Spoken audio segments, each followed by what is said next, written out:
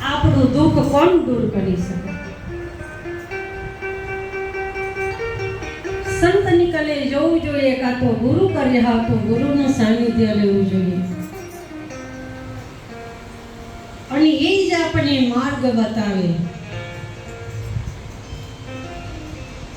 આત્મદેવને બોલાવે છે, સંત બોલાવે છે, પૂછે છે શું કરે છે લા?